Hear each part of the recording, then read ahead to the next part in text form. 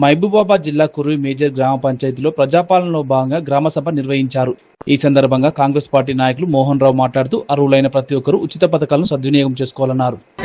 సంక్షేమ పథకాలను కాంగ్రెస్ పార్టీ సంక్షేమ పథకాలను గ్రామ సభల ద్వారా ప్రజలలోకి తీసుకుపోవాలనే ఉద్దేశంతో ఈరోజు ఆత్మీయ భరోసా, ఇందిరమ్మ ఇల్లు, రైతు భరోసా కార్యక్రమాలపై ప్రజలు చాలా మంచిగా స్పందించారు.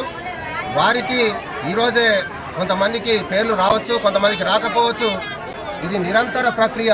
రేషన్ కార్డులు కానీ, ఆత్మీయ భరోసా కానీ, రైతు భరోసా కానీ కొంత ఏదైనా తప్పులు దొరికినట్టయితే అధికారులు వారిని సరిచేసి వారి అందరికీ కూడా న్యాయం జరిగే విధంగా చూస్తారు. ఎవరు దీంట్లో ఏమీ టెన్షన్ పడాల్సిన అవసరం లేదు.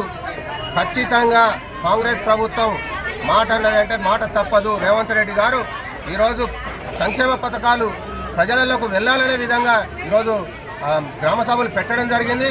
ఎవరికైనా ఏదైనా ఇబ్బంది అయినా కూడా రేపు నిరంతరం ఈరోజు రేషన్ కార్డులు కూడా గత ప్రభుత్వం 10 సంవత్సరాలు ఏనాడు ఒక్క రేషన్ కార్డు ఇవ్వలేదు. అందువల్లనే రేషన్ కార్డులు కావాలని బాగా డిమాండ్ ఉన్నది.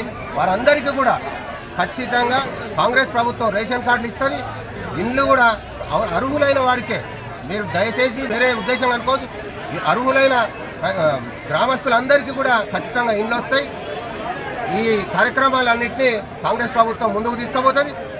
గత 10 సంవత్సరాలుగా ఏనాడు ఒక రేషన్ కార్డు కానీ, ఒక డబల్ బెడ్రూమ్ ఇల్లు కానీ ఇవని కొంతమంది ఈరోజు కాంగ్రెస్ ప్రభుత్వం చేపట్టినటువంటి పథకాలను ప్రజల్లోకి తీసుకుపోయే విధానంలో వాళ్ళు ఈ గ్రామ సభను కొంత కాంగ్రెస్ పార్టీ ప్రవేశపెట్టిన పథకాలకు వివరించడం జరిగింది.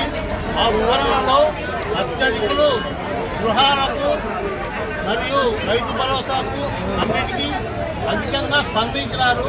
ఏదో ఒకటి 2 చిన్న పొరపాట్లు అది అధికారుల లోపం వల్ల జరిగింది. దాన్ని పట్టుకొని చాలామంది అసత్య ప్రచారం చేస్తున్నారు.